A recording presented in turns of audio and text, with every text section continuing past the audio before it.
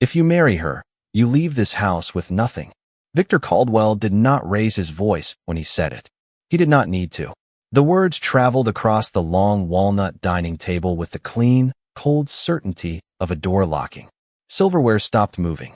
Crystal glasses held the reflection of candlelight.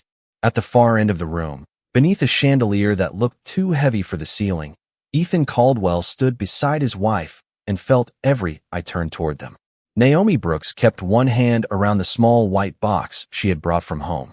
Inside was a peach cobbler she had baked before sunrise, because Ethan had told her his father liked peaches. Now the box felt warm against her palm, though the room had gone cold. Victor sat at the head of the table in a dark suit, his white hair perfectly combed, his expression calm enough to frighten people. He had built Caldwell Holdings from a single warehouse into a company with offices in 6 states. He had spent his life deciding what belonged to him. Tonight, he looked at Naomi as if she were something that had wandered into the wrong room. "Dad," Ethan said, his voice low, "do not do this." Victor leaned back in his chair. "I am doing exactly what a father should do when his son mistakes a temporary feeling for a life decision." Naomi's daughter, Ava, stood near the doorway holding the strap of her small purse. She was 7 years old, wearing a blue cardigan and shiny shoes that Naomi had cleaned twice before leaving the apartment. She had been told to stay close, to say please and thank you, to smile if anyone spoke to her. Now she looked at her mother with wide, careful eyes. Naomi saw the question there. "Are we in trouble?" Naomi set the cobbler on the sideboard and walked to Ava. She smoothed the front of the little girl's cardigan, slowly, gently, as if nothing had happened. "You are all right," she whispered. Across the table, a woman in pearls lowered her gaze. A man from Victor's board pretended to study his wine. Nobody said a word.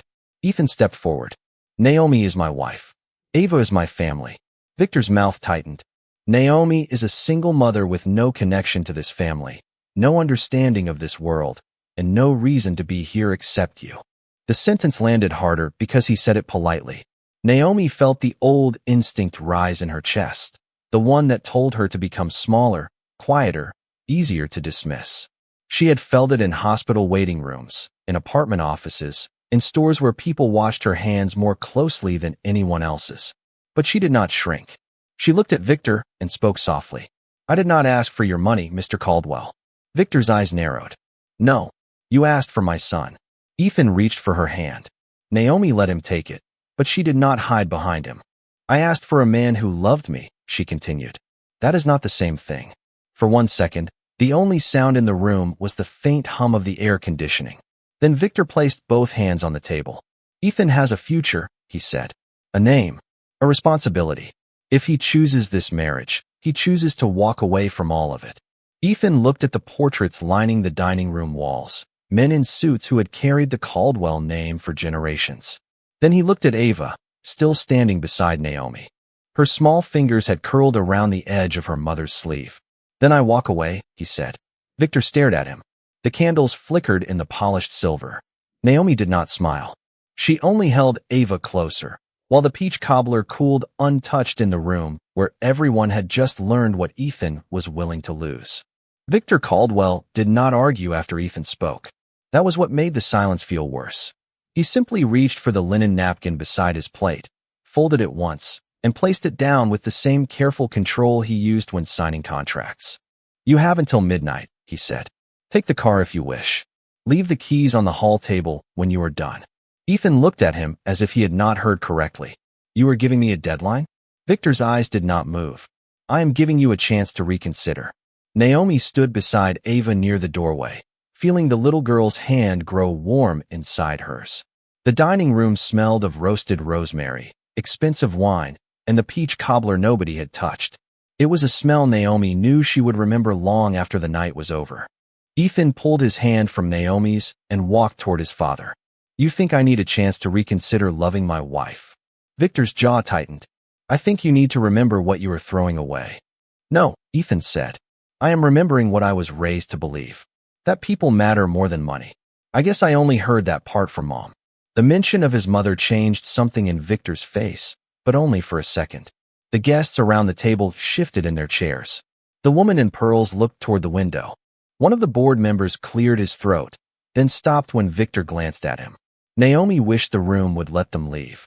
Not because she was ashamed, but because Ava was still listening.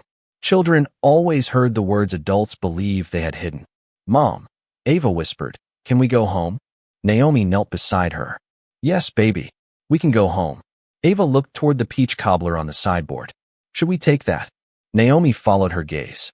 The white box had a small grease spot where butter had melted through the bottom. She had used the last 2 peaches from the market and stayed up late making the crust because she wanted to arrive with something warm. For a moment, she almost left it there. Then she walked across the dining room, lifted the box, and held it against her chest. Victor watched her. "You do not have to take that," he said. Naomi met his eyes. "I know." Her voice stayed even. "But it belongs with us." Ethan came back to her side. His face was pale, but his shoulders were steady. "We are leaving," he said. Victor did not stand. "If you walk out that door, you do not call me when things become difficult." Ethan looked at the long table, the polished floor, the portraits of men who had never had to count grocery money before buying milk. "I will not," he said. The hallway outside the dining room was lined with marble and dim gold lamps. Ava's shiny shoes made soft tapping sounds as they walked toward the front door. A housekeeper named Rosa waited near the coat closet with Naomi's coat folded over one arm. Her eyes were kind, but she said nothing. Naomi took the coat and thanked her. Rosa pressed Naomi's hand for half a second, then looked away before Victor could see. Outside, the night air was sharp and smelled like wet leaves. Ethan opened the car door for Ava, then stood beside the driveway with his hands in his pockets. The Caldwell mansion rose behind them, bright and enormous, every window glowing. Naomi watched him stare at it. "You do not have to prove anything to me," she said quietly. Ethan looked at her. "I am not proving it to you." He glanced at Ava in the back seat, holding the peach cobbler box on her lap. "I am proving it to myself." Naomi nodded, though her chest hurt. Ethan reached into his pocket and pulled out the car keys. He looked at them once, then placed them on the stone wall beside the gate. The metal made a small sound against the cold surface. It was not dramatic. It was barely loud enough to hear. But when Ethan got into the passenger seat beside Naomi and she started the old sedan, the sound stayed with them all the way home. The old sedan smelled like rain, cinnamon, and the peach cobbler cooling on Ava's lap. For the first 10 minutes, nobody spoke. Streetlights passed over the windshield in pale gold stripes, then disappeared behind them. Naomi kept both hands on the steering wheel, her fingers tight around the worn leather cover. Beside her, Ethan stared through the passenger window at the city sliding by. The expensive watch his father had given him caught the light once, then vanished beneath the cuff of his coat. In the back seat, Ava finally broke the silence. "Did Grandpa Victor not like my shoes?" Her voice was small, almost careful. Naomi looked at her in the rearview mirror. The shiny black shoes rested together beneath the hem of Ava's blue dress. "Your shoes were beautiful," Naomi said. "You looked beautiful." Ava pressed her lips together. Then why was he mad? Ethan turned around in his seat. His face softened when he looked at her. "He was not mad at you," he said. "And he was wrong about a lot of things tonight." Ava looked down at the white bakery box. "Can we eat the cobbler when we get home?" Naomi swallowed the ache in her throat. "Yes, sweetheart. We can." Their apartment was on the 3rd floor of a brick building above a laundromat. The hallway lights buzzed softly, and someone's television played behind a closed door. It was not a mansion. It had no marble floors, no grand staircase, no dining room large enough for 20 people. But when Naomi unlocked the door, the small lamp by the couch cast a warm circle across the living room, and Ava ran inside like she had returned to a place that knew her name. She took off her shoes, lined them neatly beside the door, and carried the cobbler to the kitchen counter. Ethan stood in the doorway for a moment, looking at the narrow room. The couch had a blanket folded over one arm. Ava's crayons were scattered beside a stack of library books. A framed photo of Naomi and Ava at the beach sat on the shelf, the edges faded from sunlight.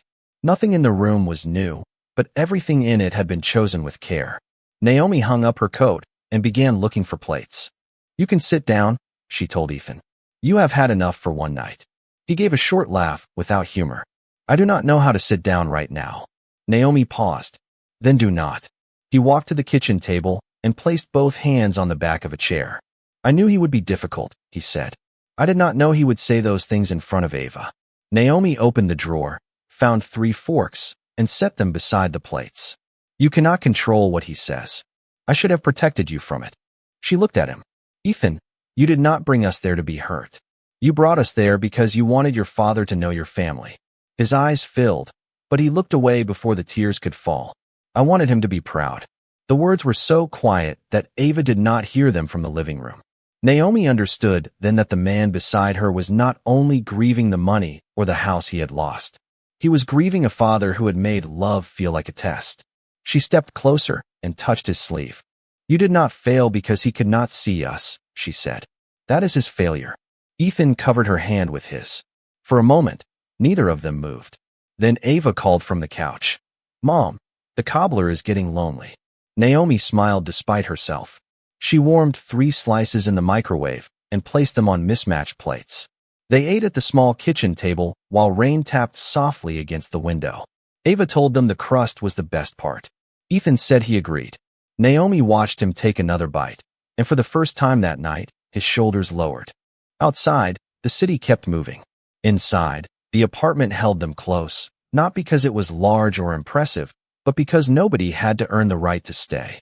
By morning, the rain had stopped, but the city still looked washed out and gray beyond the apartment windows. Naomi woke before the alarm, listening to the pipes knock softly behind the kitchen wall. Ethan was already sitting at the table in yesterday's shirt, a mug of coffee cooling between his hands. The blue light from his phone made his face look older than it had the night before.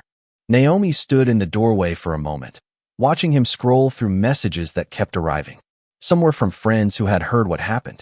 Some were from people at Caldwell Holdings asking whether the rumors were true.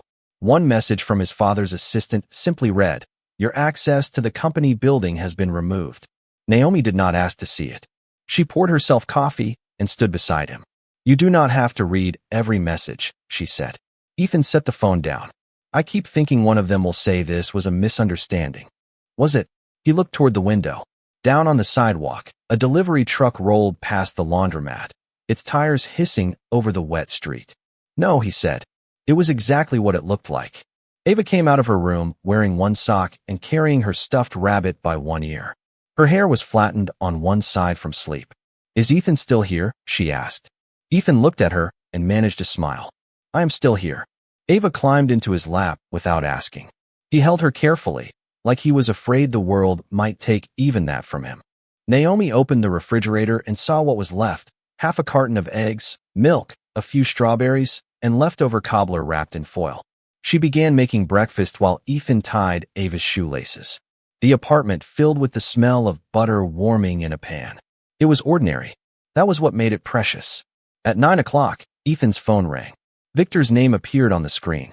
Ethan stared at it until the ringing stopped. Then it rang again. Naomi turned off the stove. You can answer if you want. He shook his head. If he wants to apologize, he knows where I live. The phone stopped. A minute later, a message appeared. Ethan read it, and his mouth tightened. What did he say? Naomi asked. Ethan showed her the screen. Meet me at the office. We can discuss terms. Naomi looked at the words, then back at him. Terms. Ethan gave a tired laugh. That is how he says he misses someone.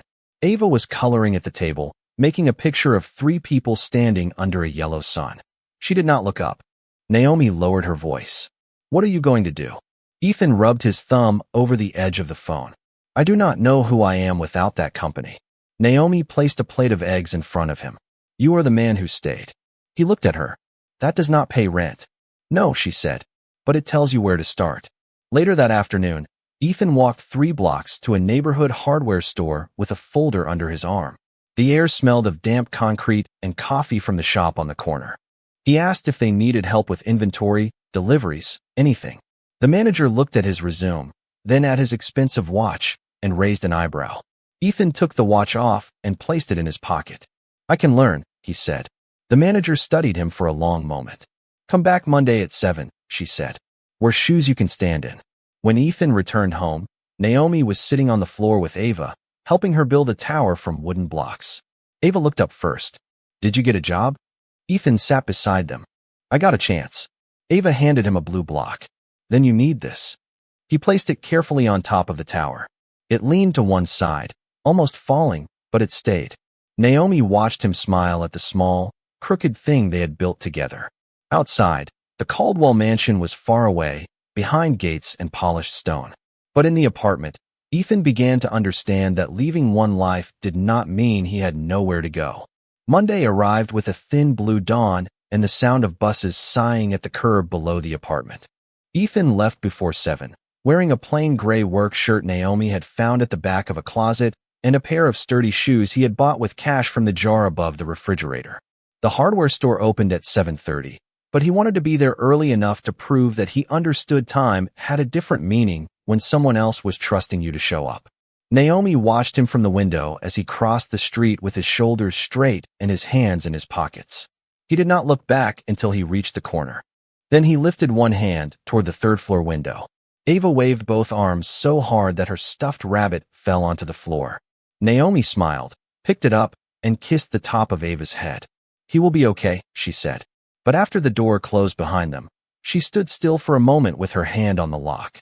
The apartment felt smaller when worry was inside it. At the community clinic, Naomi spent the morning checking patients in, taking temperatures, and helping an older woman named Mrs. Delgado fill out forms she could not read without her glasses. The waiting room smelled of hand sanitizer, coffee, and damp coats. A toddler cried near the window. A man in a work uniform coughed into his elbow. Naomi moved from chair to chair with a calm voice and steady hands, making people feel less invisible while they waited. Around noon, Mrs. Delgado's fingers began to tremble as she searched through her purse for a bus card. "I had it," she said, embarrassed. "I always keep it right here." Naomi knelt beside her chair and helped look through the small pockets without making a fuss. She found the card tucked behind an old grocery receipt. "There it is," Naomi said. Mrs. Delgado let out a breath and smiled. "You always make things feel less scary."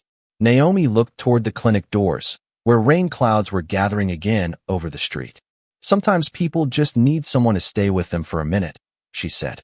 That evening, she returned home with a bag of discounted groceries and tired feet. Ava was at the kitchen table coloring a picture of a house with 3 windows and a red front door. Ethan was already there, sitting in the same chair where he had read his father's messages days earlier. His hands were rougher now, with a small smear of dust near one thumb. He looked exhausted, but there was something new in his face. Not pride exactly. Something quieter. "How was it?" Naomi asked. Ethan looked at Ava first. "I counted boxes, stocked shelves, carried paint cans, and learned that people will ask where something is even when they are standing directly in front of it." Ava laughed. "Did you get paid?" Ethan nodded. "Friday." Ava considered this. "Then we can get pizza Friday." Ethan looked at Naomi. "Can we?" Naomi opened the grocery bag and found the box of pasta she had bought for dinner. "We can get 1 pizza," she said, "and we will eat every slice." Ethan smiled, but then his eyes fell to the counter. A white envelope sat beside the fruit bowl. Naomi had found it in the mailbox downstairs. The return address read Caldwell Holdings. The room changed around it. Even Ava stopped coloring. Ethan picked up the envelope, turned it over, and held it without opening it. "You do not have to read it tonight," Naomi said. He looked at the neat black letters, then placed it back on the counter. "No," he said, "not tonight." He helped Ava set the table while Naomi boiled water for pasta. The envelope stayed where it was, clean and untouched beneath the kitchen light. Outside, rain began tapping against the window again. Inside, Ethan passed Ava a fork, Naomi stirred the sauce, and the 3 of them made room for a future that had not arrived yet. The white envelope stayed on the counter until Thursday morning.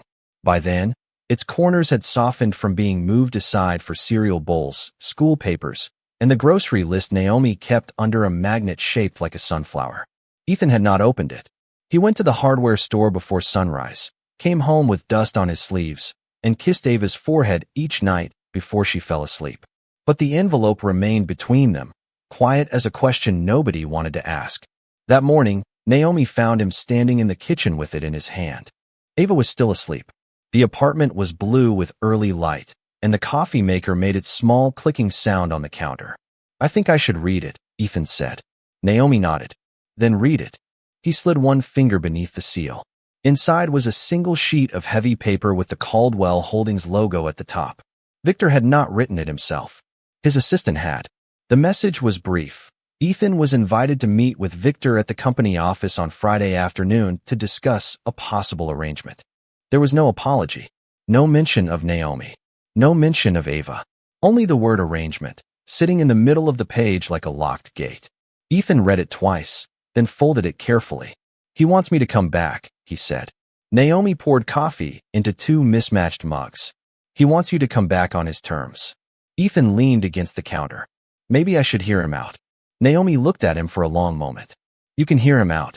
Just do not forget what he said when you had nothing to offer him except your heart." Ethan lowered his eyes. "I have been thinking about that every day." Later, at the clinic, Naomi spent her lunch break sitting beside Mrs. Delgado, who had returned for a follow-up appointment. The older woman wore a faded purple coat and held a paper bag filled with oranges. "For you," she said, placing one on Naomi's desk. "You always remember my name." Naomi smiled. "That is an easy one to remember." Mrs. Delgado shook her head. "No, it is not easy for everyone. Some people only see what they need from you." The word stayed with Naomi after the woman left. That afternoon, a young mother arrived with a feverish little boy asleep against her shoulder. The mother looked frightened and apologized for not having the right insurance card. Naomi guided her to a chair, brought water, and called the nurse without making the woman explain herself twice. When the boy opened his eyes and reached for his mother's hand, Naomi felt the familiar pull in her chest. The world could be cold in ways that did not leave bruises. Sometimes it was cold because people made you prove you deserve care. When Naomi got home, Ava was sitting cross-legged on the rug with a shoebox full of crayons. She had drawn a picture of a tall building with dark windows. At the bottom, 3 small figures stood holding hands. "That is Ethan's old work," Ava said. "It looks sad." Naomi sat beside her. "Buildings are not sad or happy. People inside them can be." Ava thought about that, then added a yellow sun in the corner of the picture. "Now it is better." Ethan came in a few minutes later, carrying a paper bag from the hardware store. He placed it on the table and pulled out a small red toolbox. "Mr. Patel said it was damaged," he said. "He let me bring it home if I fix the latch." Ava's eyes widened. "Can I help?" Ethan looked at Naomi, then smiled. "Yes, but first we wash our hands." They sat together at the kitchen table while Ethan showed Ava how the tiny metal latch fit into place. Naomi watched them from the stove, the smell of tomato soup rising between them. Ethan's phone buzzed once on the counter. Victor's assistant had sent a reminder about Friday. Ethan glanced at it, then turned the phone face down. Ava pressed the latch until it clicked. The sound was small, but clear. Ethan looked at her with surprise. "You did it," he said. Ava beamed. Naomi held the wooden spoon against the edge of the pot and listened to the quiet joy in their kitchen. The world outside still had its terms, its threats, and its closed doors. But inside that apartment, a broken thing had been repaired without anyone asking what it was worth. Friday afternoon arrived bright and cold, with sunlight flashing off the glass towers downtown. Ethan stood outside Caldwell Holdings for nearly a full minute before he went in. The revolving door moved slowly beneath the company logo, polished brass letters he had passed every day for years without noticing. Inside, the lobby smelled of lemon cleaner, fresh flowers, and expensive coffee. The security guard behind the desk looked up, recognized him, then looked uncertain. Ethan gave his name anyway. The guard checked a list, handed him a visitor badge, and pointed toward the elevators. The plastic badge felt strange against Ethan's chest. He had once walked through those doors with no badge at all. Now he waited beside delivery drivers and job applicants, watching the elevator numbers light up one by one. On the 32nd floor, Victor's assistant led him through a hallway lined with framed magazine covers and photographs of ribbon-cutting ceremonies. Ethan saw his father in every picture, smiling beside governors, mayors, and men who had learned how to shake hands for cameras. At the end of the hall, the assistant opened the office door without speaking. Victor stood near the window with his back turned. The city stretched beneath him in neat blocks of traffic and gray rooftops. "You came," Victor said. Ethan remained near the door. "You asked me to." Victor turned slowly. He wore the same dark suit he had worn at dinner, as if he had not changed clothes since that night. A folder rested on the desk between them. "Sit down," he said. Ethan did not move. "I am fine standing." Victor looked at him for a moment, then nodded once. "You have always confused stubbornness with principle, and you have always confused control with love." The words stayed in the office after Ethan said them. Victor's face hardened, but he did not answer right away. Instead, he opened the folder and slid several papers across the desk. I am prepared to restore your position. Your apartment can be replaced. Your salary can be restored. You can return to the company as executive vice president by the end of the month. Ethan looked at the papers, but did not touch them. What do you want? Victor's eyes shifted toward the window. I want my son back where he belongs. That is not what I asked. Victor exhaled through his nose. You will need to separate your personal life from the company. Ethan felt the room become smaller. Say it clearly. Victor looked at him again. Your wife and her daughter cannot be part of this arrangement. Ethan stared at the man who had taught him how to tie a tie, how to read a balance sheet, how to keep his voice low when a room became tense. For years, Ethan had believed his father's approval was something he could earn if he worked hard enough. Standing there now, he understood that Victor had built every condition so nobody could ever truly meet it. Naomi has a name, Ethan said. Ava has a name. Victor's mouth tightened. Do not make this emotional. Ethan gave a quiet, tired laugh. You made it emotional when you told a 7-year-old she did not belong at your table. Victor looked away first. Ethan picked up the folder, held it for 1 second, then placed it back down exactly where it had been. I will not trade my family for a job, he said. Not today. Not ever. He turned toward the door. Behind him, Victor said, You will regret this when the money runs out. Ethan stopped with his hand on the handle. Maybe, he said, but I will not regret who is sitting beside me when it does. The elevator ride down felt longer than the ride up. When the doors opened, Ethan walked past the security desk and handed over the visitor badge. Outside, the wind moved between the buildings, carrying the smell of roasted chestnuts from a street cart. His phone buzzed. It was Naomi. He answered on the first ring. How did it go? She asked. Ethan looked up at the tall glass building behind him. I did not take the job. There was a pause, then Naomi's voice softened. Are you okay? Ethan closed his eyes for a moment. I think I am learning how to be. When he got home that evening, Ava was waiting by the door with the red toolbox open on the floor. I fixed the latch again, she said. Ethan knelt beside her. The latch clicked shut under his thumb. He looked at Naomi across the room. She did not ask what Victor had said. She only reached for his hand. And in the small apartment, with the city lights beginning to glow outside the window, Ethan understood that some doors were meant to close so you could finally see the ones that were already open. The next week brought a different kind of silence to the Caldwell mansion. Victor sat alone at the end of the dining table while morning lights spread across the polished wood. The chair Ethan used to sit in remained empty. No one had moved it. The housekeeper placed a cup of coffee near Victor's hand, then left without asking whether he wanted breakfast.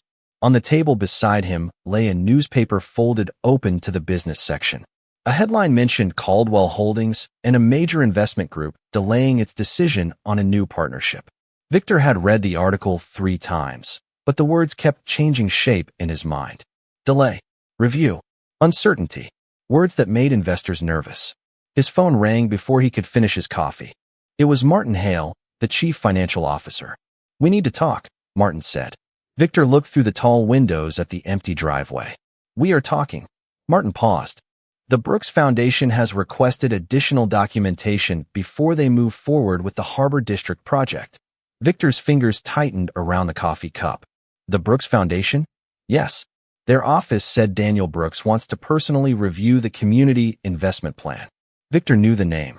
Everyone in the city knew the name. Daniel Brooks had built a foundation that funded hospitals, schools, and housing projects across the state. He was known for walking away from deals when he believed a company had forgotten its values.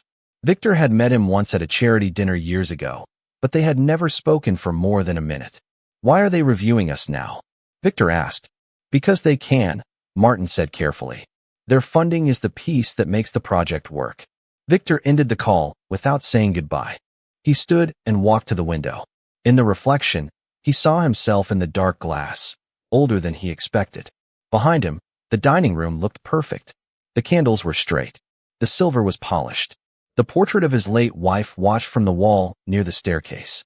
She had always disliked the size of the room. She used to say it made people speak too quietly. Victor had laughed at her then. Now he understood what she meant. At the apartment across town, Naomi came home from the clinic with a paper bag of apples and a tired ache in her shoulders. Ava was sitting at the kitchen table with Ethan, doing spelling words.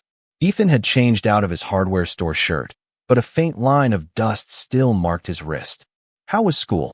Naomi asked. Ava looked up. "I got every word right except beautiful." Ethan smiled. "That is a hard word." Ava frowned at the page. "It has too many letters." Naomi set the apples down and kissed her forehead. "Some beautiful things take time to spell." Ethan watched Naomi as she moved around the kitchen, and something in his expression told her he had been carrying a thought all day. "What is it?" she asked. He hesitated. "Martin from my old office called." Naomi stopped. "Why?" He said Dad is under pressure because of the Harbor District project. A foundation is reviewing the deal. Naomi's hand went still on the counter. "Which foundation?" Ethan looked at her. "The Brooks Foundation." For a second, the apartment seemed to lose all sound. Ava kept writing, her pencil scratching softly across the paper. Naomi looked toward the hallway, where a small wooden drawer sat beneath a framed family photograph. She walked to it, opened it, and lifted out an old envelope with softened edges. Her name was written across the front in a handwriting she had not seen in years. Ethan stood behind her, but did not speak. Naomi held the envelope against her chest. "My father has been trying to call," she said. Ethan's voice was gentle. "Why did you not tell me?" Naomi looked down at the paper. "Because he was gone when I needed him. Because having his name never made my life easier. And because I did not want anyone to think I married you with some secret waiting in my pocket." Ethan stepped closer. "I never thought that." Naomi nodded, but her eyes were wet. "Your father did." The phone on the counter began to ring. Naomi did not move at first. Then she walked back, looked at the screen, and saw a number she knew by heart even after all those years. She answered slowly. "Hello." On the other end, a man took one breath before speaking. "Naomi," he said, his voice low and unsteady. "It is Dad." Naomi stood in the kitchen with the phone pressed to her ear, unable to answer for several seconds. Ethan watched from the table, his hand resting near Ava's spelling paper, but he did not interrupt. Ava looked up from her pencil and noticed the change in her mother's face. "Who is it?" she whispered. Naomi swallowed. "My father." The word felt unfamiliar in the room. On the phone, Daniel Brooks breathed slowly, as if he had practiced this call many times and still did not know where to begin. "I heard about the dinner," he said. Naomi closed her eyes. "Then you heard enough." "No," Daniel said quietly. "I heard what happened. That is not the same as hearing you." Naomi turned toward the window. Below, the laundromat sign flickered blue against the early evening street. "You have had years to hear me," she said. "You were not there when Ava was born.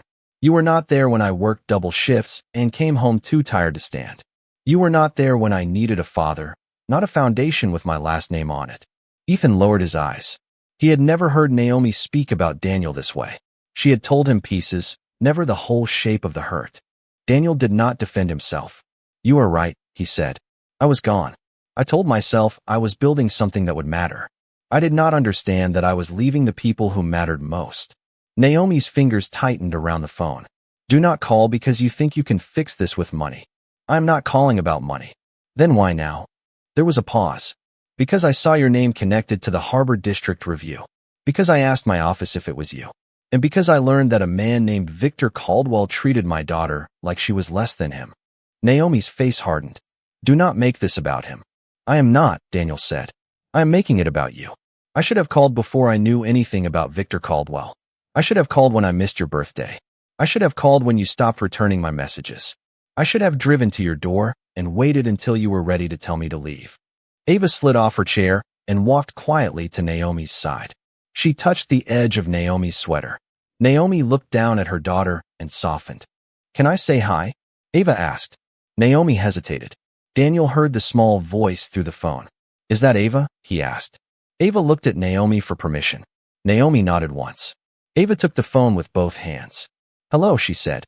Daniel's voice changed immediately, becoming gentler. "Hello, Ava. I am your grandpa, Daniel."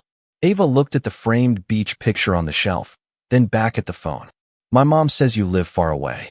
Daniel gave a quiet laugh that sounded almost sad. "I did for a long time." "Are you going to come here?" Ava asked. Naomi held her breath. Daniel did not rush his answer. Only if your mom says it is okay. Ava handed the phone back. Mom says you have to ask nicely. Naomi almost smiled. Daniel cleared his throat. Naomi, may I come see you? No lawyers. No assistants. No business talk unless you want it. Just me. The apartment was still. Ethan stood and moved closer, not to take the phone from her, only to stand where she could feel him beside her. Naomi looked at the old envelope on the counter, then at Ava's hopeful face. Tomorrow, she said. At the park near Ava's school. 10 o'clock. Daniel let out a breath. I will be there. After the call ended, Naomi placed the phone down carefully. Ethan waited. You do not have to do this alone, he said. Naomi looked at him. I know. Outside, the evening traffic moved through the wet streets, headlights blinking in the dark. Inside, Ava returned to her spelling words and wrote beautiful one more time, slowly, letter by letter. Naomi watched her daughter finish the word without crossing anything out. Then she sat beside Ethan at the kitchen table, and for the first time in years, she allowed herself to wonder what it might feel like to be seen by the father who had once looked away. Saturday morning came bright and windy, with dry leaves moving in circles across the park near Ava's school. Naomi arrived 10 minutes early because she did not know what else to do with the nervousness in her hands. Ava stood beside her in a pink jacket, holding a paper cup of hot chocolate with both hands. Ethan waited a few steps away near a bench, giving Naomi space without leaving her alone. At exactly 10 o'clock, a dark blue sedan pulled up beside the curb. Daniel Brooks stepped out by himself. He was taller than Naomi remembered, or perhaps age had made his shoulders seem heavier. His hair was gray at the temples, and he wore a simple charcoal coat instead of the tailored suits she had seen in photographs. He did not carry flowers. He did not carry gifts. He only held his car keys in one hand and looked at Naomi as if he had been afraid she would not come. For a moment, neither of them moved. Then Ava whispered, "Is that him?" Naomi nodded. Daniel walked toward them slowly and stopped several feet away. "Hello, Naomi," he said. His voice was softer than it had sounded on the phone. Naomi looked at him, really looked at him, and saw pieces of herself in the shape of his eyes. It did not make the years disappear. It only made them more real. "Hello, Dad," she said. Daniel's face changed at the word. He looked down for a second, then back at her. "Thank you for meeting me." Ava stepped slightly behind Naomi's arm. Daniel noticed and lowered himself onto one knee, keeping a respectful distance. "You must be Ava," he said. Ava nodded. "I am 7. I heard you are very good at spelling." Ava looked surprised. "My mom told you." "She did." Ava thought about this. "I can spell beautiful now." Daniel smiled, but his eyes were wet. "That is a very important word." Ethan watched quietly from the bench. Daniel looked toward him and stood again. "You are Ethan." Ethan nodded. "Yes, sir." Daniel held out his hand. "I have heard you chose your family." Ethan shook it. "I did what I should have done." Daniel looked at Naomi. "Not everyone does." The wind lifted the edge of Naomi's coat. She folded her arms across her chest. "Why did you really want to meet?" Daniel did not look away. "Because I owe you an apology that is years late. And because I want to ask whether there is any way to earn a place in your life, even if it takes the rest of mine." Naomi felt anger rise first, sharp and familiar. "You cannot come back because you saw my name in a business file." "I know," Daniel said. "That is why I came without my office. I am not here to offer you anything. I am here to listen." Naomi looked at the playground where 2 children were taking turns on a swing. She remembered waiting by windows as a little girl, hoping her father would come home from another trip. She remembered birthdays with no call, school plays with an empty seat, her mother making excuses until there were no excuses left. "I needed you," Naomi said. "I needed you when I was younger. I needed you when I became a mother. I needed you when I was tired and scared and did not know how I was going to pay for groceries." Daniel closed his eyes briefly. "I know." "No," Naomi said. "You know the words. That is different." He nodded, accepting the difference. Ava looked up at Naomi. "Mom, can he come to my school thing someday?" Naomi looked down at her daughter. The question was not a promise.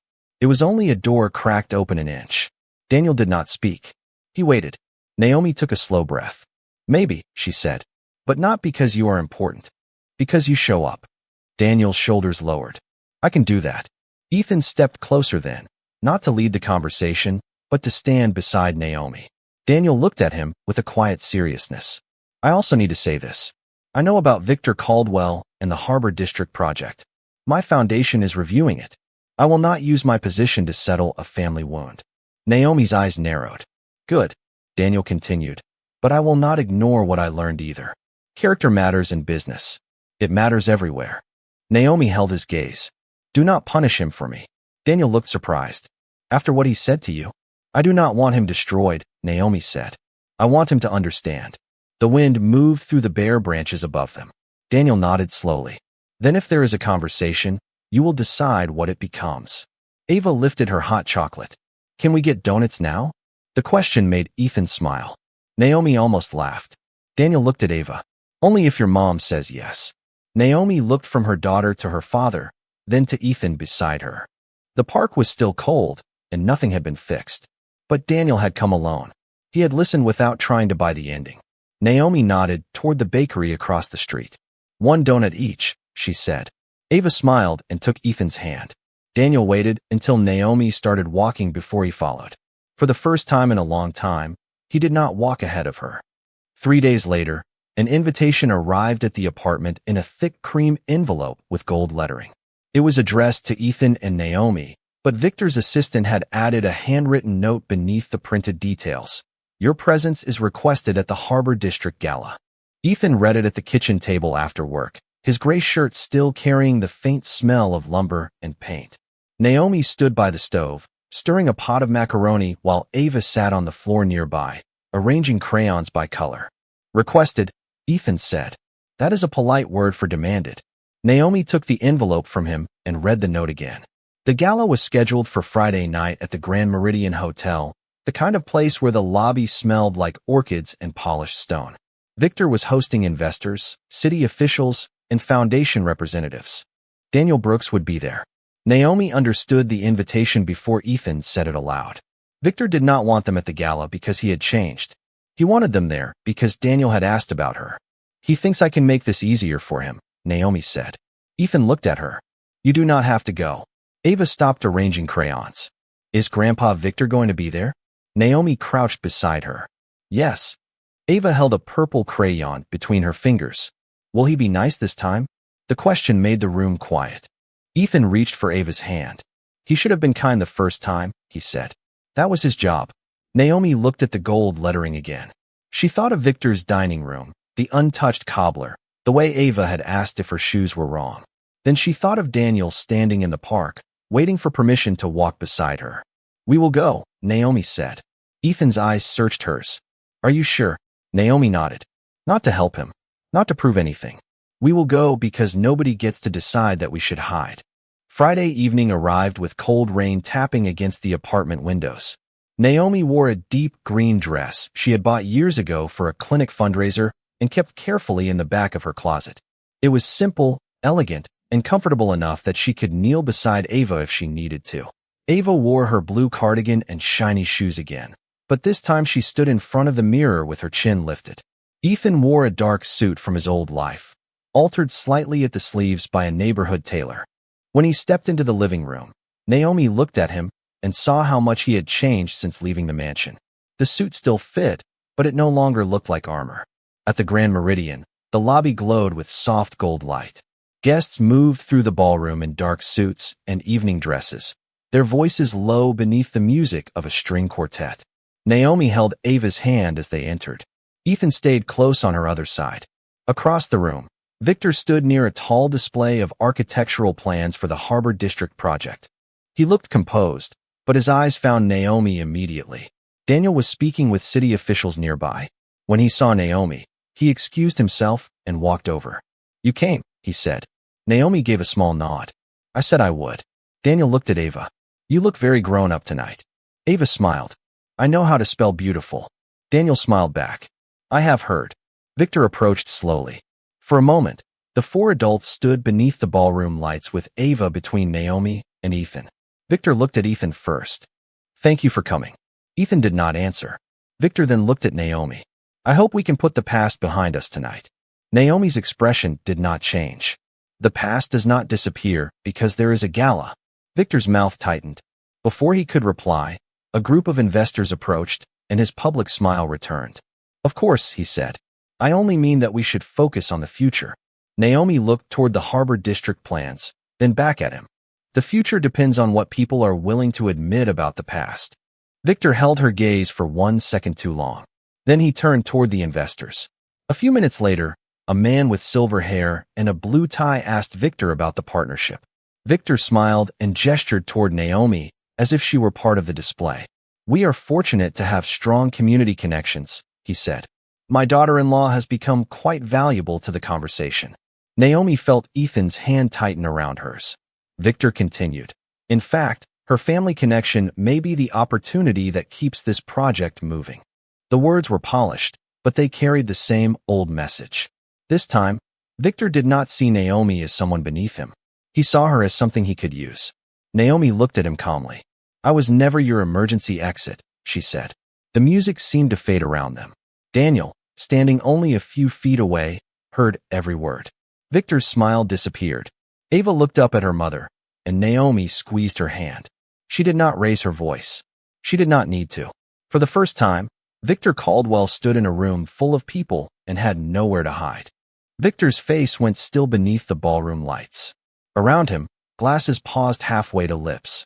The investors who had been smiling politely a moment earlier now looked at the floor, the floral arrangements, anywhere except the space between him and Naomi. Ethan did not let go of her hand. Ava stood close against Naomi's side, quiet but watchful. Daniel Brooks stepped forward, not with anger, but with the calm weight of someone who had spent his life learning what silence could cost. "Victor," he said, "I believe the evening has made something clear." Victor's eyes moved toward him. "Daniel, this is a family matter." "No," Daniel replied. "You made it a business matter when you tried to use your daughter-in-law as leverage." Victor's jaw tightened. The string quartet continued playing near the far wall, but the music sounded distant now, almost unreal. "I was trying to protect a project that will benefit this city," Victor said. "A project cannot benefit a city if the people behind it believe dignity is something they can trade," Daniel answered. Naomi looked at her father. He did not look proud of himself. He looked sorry that he had learned this lesson so late in his own life. Victor glanced at Ethan. "You would let him destroy everything I built." Ethan's voice was low. "You are the one who keeps trying to build things without people inside them." The words landed softly, but Victor flinched as if they had struck deeper than shouting ever could. He looked around the ballroom at the plans, the donors, the cameras near the stage. For years, he had known how to command a room. He had known how to make people wait for his approval. But now he stood beneath the chandeliers and saw that none of it could make his son look at him with love. Daniel turned to Naomi. "The foundation will continue its review based on the facts," he said. "No favors, no punishment, only the truth." Naomi nodded. "That is all I wanted." Ava tugged gently at Naomi's sleeve. "Mom, can we go?" Naomi looked down at her daughter. The ballroom was too bright, too loud, too full of adults pretending not to hear one another. "Yes," she said. "We can go." Ethan guided them toward the exit, but Victor spoke before they reached the doors. "Ethan." His voice was different now. Not softer exactly. Less certain. Ethan stopped, but did not turn around. Victor looked at Naomi, then at Ava. His hands hung at his sides, empty. "I was wrong," he said. The words seemed difficult for him to hold. "What I said at dinner was wrong. What I asked of you was wrong. I thought I could keep control of everything that mattered, and I did not see what I was losing." Naomi faced him. Her expression stayed calm, but her eyes did not look away. "You did see," she said. "You just chose not to care." Victor lowered his head. "You are right." Ava looked at him with the serious face children had when they were trying to understand grown-up sadness. Victor met her eyes. "Your shoes were never the problem," he said. "You belonged at that table. I am sorry I made you feel otherwise." Ava held Naomi's hand tighter. "You should say sorry to my mom, too." Victor nodded. "I am sorry, Naomi." Naomi stood quietly for a moment. She did not forgive him because a room was watching. She did not make his guilt easier to carry. "An apology is a beginning," she said. "It is not the ending." Victor looked at her, and something in his face finally gave way. "I understand." Daniel watched from a few feet away, saying nothing. He knew better now than to interrupt a daughter's truth. Ethan turned fully toward his father. "If you mean it," he said, "then stop trying to own the people you say you love." Victor's eyes filled, but he nodded. "I will try." Ethan looked at Naomi. She gave the smallest nod, not permission, only acknowledgement. Then he turned back toward the doors. Outside, the rain had stopped. The sidewalk shone beneath the streetlights, and the cold air smelled clean after the storm. Ava skipped between Naomi and Ethan, holding both their hands. Daniel walked behind them for a few steps, then caught up slowly. "Would you like a ride home?" he asked. Naomi looked at the long black car waiting at the curb, then at the old sedan parked across the street. "We have our own car," she said. Daniel smiled. "Of course you do." He leaned down toward Ava. "Will you let me know when your school thing is?" Ava nodded. "If you show up." Daniel placed one hand over his heart. "I will." Naomi watched him stand in the rain-washed light, no longer asking to be forgiven, only promising to be present. She turned toward the old sedan with Ethan and Ava beside her. Behind them, the hotel doors closed gently. Inside, Victor Caldwell remained under the gold chandeliers, surrounded by everything he had spent his life collecting. And for the first time, he understood how empty a room could feel when the people who mattered had chosen to leave. 2 weeks later, the first warm Saturday of spring arrived with sunlight spilling across the kitchen floor. The apartment windows were open just enough to let in the sound of children riding bicycles on the sidewalk below. Naomi stood at the counter slicing strawberries while Ava sat at the table, carefully writing an invitation for her school reading day. Her tongue pressed against the corner of her mouth as she formed each letter. Ethan stood beside the stove making pancakes, turning them too early and pretending not to notice when one folded in half. "That one is mine," he said. Ava looked up from her paper. "You always say that when you make the ugly ones." Ethan placed a hand over his heart. "That is because I am generous." Naomi laughed, and the sound filled the small kitchen more warmly than the sunlight. On the refrigerator, a new schedule from the hardware store was held in place by the sunflower magnet. Ethan had been offered more hours, then a chance to help manage the inventory system. He was still learning the names of tools he had once never touched, still coming home with dust beneath his fingernails, but he no longer looked at the work as something beneath him. He looked at it as proof that he could build a life with his own hands. The red toolbox sat on the shelf near Ava's crayons, its repaired latch shining where Ethan had cleaned it. At 10 o'clock, the doorbell rang. Ava froze with her pencil in the air. Naomi looked at the clock, then at Ethan. He gave her a small nod. Naomi opened the door. Daniel stood in the hallway holding no gifts, no flowers, and no assistants behind him. He wore jeans, a navy sweater, and a nervous expression that made him look less like the man from newspaper photographs and more like someone waiting outside a classroom. "Good morning," he said. Naomi stepped aside. "You are on time." Daniel smiled quietly. "I said I would be." Ava ran to the table and lifted her invitation. "It is for my reading day," she announced. Daniel crouched beside her. "May I read it?" Ava handed it to him. He studied the careful letters as if they were important, because they were. "This is beautiful," he said. Ava smiled. "I spelled it right." Daniel looked at Naomi over Ava's head, and Naomi saw the gratitude in his face. It did not erase the years he had missed. It did not make the past gentle. But he had come. He had come without asking for anything. A little later, while Ethan washed dishes and Ava chose a book to bring to school, Naomi stood with Daniel by the open window. Across the street, a man walked a golden dog beneath the bright sky. "The foundation finished its review," Daniel said. Naomi looked at him. "And they approved the Harbor District project with strict community oversight, independent housing protections, and a new board requirement for Caldwell Holdings." Naomi listened without interrupting. Victor agreed. Daniel continued. He stepped back from leading the project directly. Naomi looked down at the street. "Did he fight it?" Daniel paused. "At first. Then he asked what he could do to make things right." Naomi turned toward him. "And what did you say?" Daniel's voice was low. "I told him making things right is not one decision. It is showing up after the room is no longer watching." Naomi nodded slowly. From the kitchen, Ava called, "Grandpa Daniel, do you want a pancake?"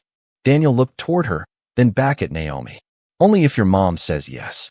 Naomi smiled, small but real. "One pancake," she said. "And you have to eat the ugly one." Daniel laughed, and Ethan called from the stove. "That one is already taken."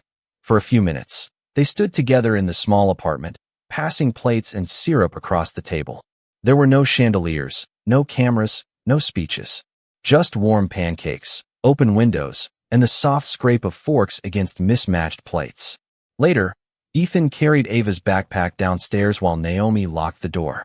Daniel waited beside them in the hallway, holding Ava's reading day invitation carefully so it would not bend. Outside, the sunlight touched the wet pavement left by last night's rain. Ava slipped her hand into Naomi's, then reached for Ethan's. After a moment, she reached back with her other hand toward Daniel. He looked at Naomi before taking it. Naomi nodded. They walked toward the school together, not because every wound had disappeared, and not because forgiveness had made the past unimportant. They walked because love had finally become something more than a promise. It had become a person arriving on time, a hand held gently, a chair left open at a small kitchen table. Naomi had never needed Victor's approval to know her worth. Ethan had never needed his father's money to know where he belonged. And Ava, under the clear morning light, knew only that the people beside her had chosen to stay.